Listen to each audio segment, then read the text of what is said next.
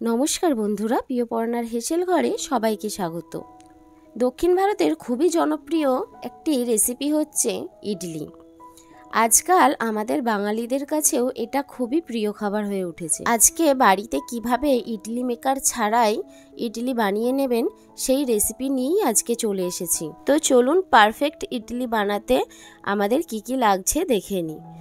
প্রথমে এখানে আমি 2 কাপ পরিমাণে সেদ্ধ চাল আর সেই কাপেরই হাফ কাপ পরিমাণে গোবিন্দভোগ চাল বা আলু চাল নিলেও হবে, আর ওই কাপেরই 1 কাপ পরিমাণ বিউলির ডাল একসঙ্গে নিয়ে নিলাম।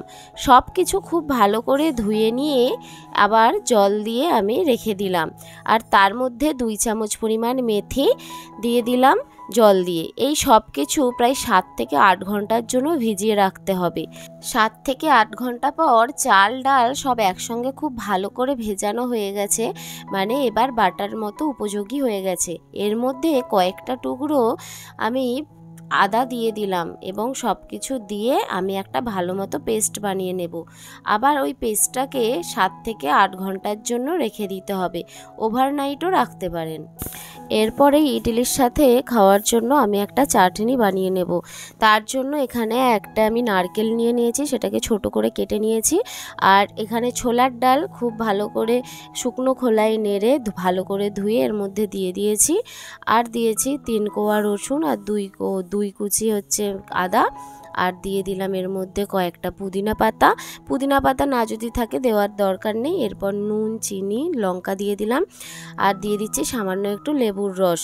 নুন, টক, মিষ্টি, ঝাল এইগুলো আপনারা আপনাদের স্বাদ অনুযায়ী নিয়ে নেবেন।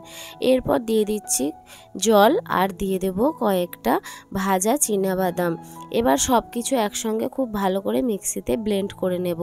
ব্লেন্ড করা হয়ে গেলে একটা বাটি নিয়ে নেব, তার মধ্যে দিয়ে দেব কালো সর্ষে আর দিয়ে দেব একটা গোটা শুকনো লঙ্কা আর দিয়ে দেব সর্ষের তেল। এই সব কিছু একসঙ্গে আগুনের কাছে নিয়ে যাব আর একটা ফোড়ন তৈরি করব। লাস্টে ভাজা হয়ে আসলে এর মধ্যে দিয়ে দেব ক্যারি পাতাও ভাজা হয়ে আসলে এবার সেই সব ফোড়নটা দিয়ে দেব চাটনির মধ্যে। চাটনিতেই ফোড়নটা দিলে না আলাদাই একটা ফ্লেভার চলে আসে। ব্যাস, আমাদের চাটনি একদম রেডি। আর এই সাম্বার রেসিপিটা আমার চ্যানেলে অলরেডি দেওয়া আছে, আপনারা ডেসক্রিপশান বক্সটা চেক করলেই পেয়ে যাবেন। তো আমার এখানে ইডলির জন্য সাম্বারও রেডি হয়ে গেছে। তো এখন আমি চলে যাব ইডলিতে। ইডলির ব্যাটারটা দেখুন আমি ওভারনাইট রেখে দিয়েছিলাম আর সকালে সবার জন্য টিফিন বানাচ্ছি। এখন এই ব্যাটারটা একটু মোটা হয়ে গিয়েছিল, তার জন্য আমি সামান্য একটু জল দিয়ে দিলাম আর দিয়ে দিলাম নুন। এবার সব কিছু খুব ভালো করে ফেটিয়ে নেব। ফেটিয়ে নেওয়া হয়ে গেলে এখানে দেখুন কয়েকটা স্টিলের বাটি নিয়েছি ছোট ছোট। আপনারা যেরকম মানে স্টিলের যেরকম খুশি বাটি নিতে পারেন, তবে ব্যাটারটা যখন দেবেন একটু অল্প করে দেবেন, কারণ ব্যাটারটা অনেকটাই ফুলে যাবে যখন ইডলি হয়ে যাবে। তো সব বাটিতে আমি অল্প অল্প ব্যাটার দিয়ে দিচ্ছি। ব্যাটারগুলো আমি একদম অল্প অল্প দিচ্ছি, আর এগুলো না রেডি হয়ে গেলে একদম ফুলে যাবে অনেকটা, তাই অল্প অল্প করেই দিচ্ছি।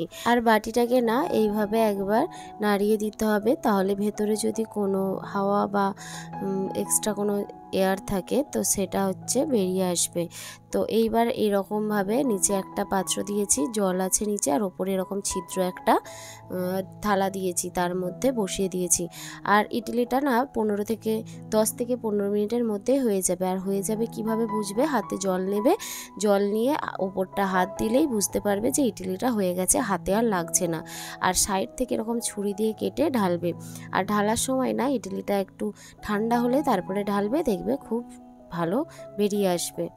আজকের রেসিপি কেমন লাগলো অবশ্যই কমেন্ট করে জানাবেন। রেসিপি ভালো লাগলে একটা লাইক করে দেবেন, আর চ্যানেলটি সাবস্ক্রাইব করে আমার পাশে থাকবেন। পরবর্তী রেসিপি পাওয়ার জন্য চ্যানেলের পাশে থাকা বেল আইকনটি প্রেস করতে ভুলবেন না। তো আজকের মতো আসি।